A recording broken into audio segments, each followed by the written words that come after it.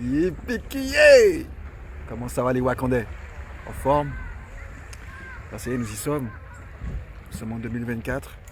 Et là, je vous accueille sur le front de Lance-Mitan, aux Trois-Îlets, dans le sud de la Martinique. Et moi, je vous souhaite tout d'abord plein de bonnes choses, la santé, beaucoup de réussite dans vos projets. Alors, généralement, en début d'année, on prend toujours des nouvelles résolutions, tu vois. Je vais faire plus de sport, je vais être plus sympa, je vais être plus ceci, je vais être moins ceci. Mais en vrai, la question qu'il faudra peut-être qu'on se pose tous, moi y compris, hein, c'est qu'est-ce que tu veux réellement dans ta vie? Qu'est-ce qui te fait vibrer? Si ça te fait vibrer, fonce, vas-y, n'attends pas.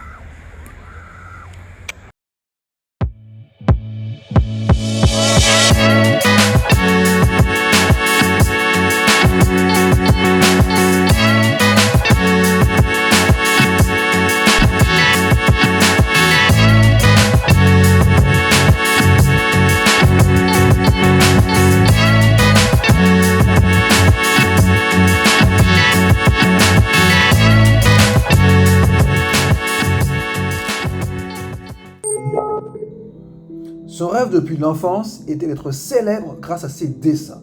Et au final, c'est grâce à ce talent de peintre qu'il nous a enjaillé pendant 40 ans. Focus sur Thierry Samba. Thierry Samba est sans conteste le peintre africain le plus célèbre de sa génération. Né en 1956 au Congo, il est aujourd'hui l'ambassadeur de la peinture populaire par excellence.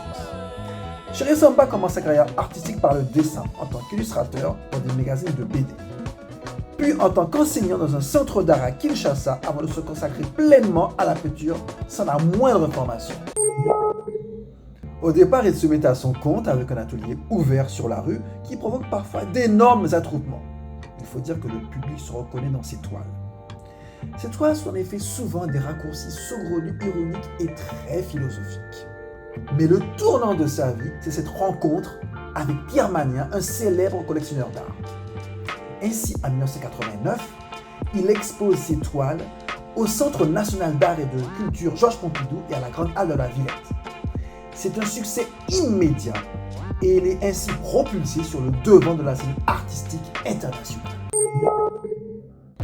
Alors, ce que j'aime chez le peintre africain, c'est la richesse de sa palette chromatique qui est vive, contrastée, voire pailletée afin de mieux dramatiser le sujet.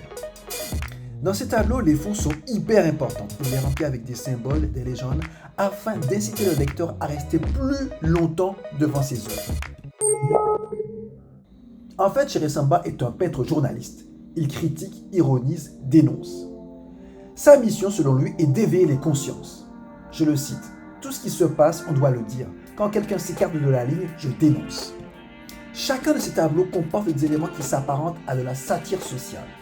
D'ailleurs, l'usage de la couleur et la pratique de l'autoportrait sont vraiment ses marques de fabrique. Son engagement politique lui vaudra d'ailleurs à ses débuts une arrestation par les autorités qui n'apprécient guère ce justicier au pinceau.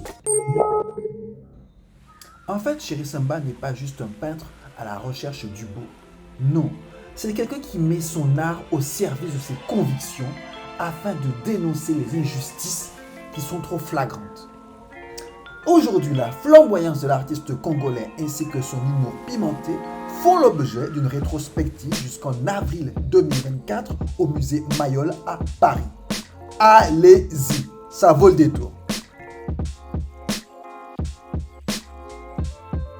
That's all folks, c'était la story de Thierry Samba. J'espère que tu as kiffé. N'hésite pas à partager. Quant à nous, on se retrouve pour un prochain épisode très bientôt. Ciao, ciao, bye bye.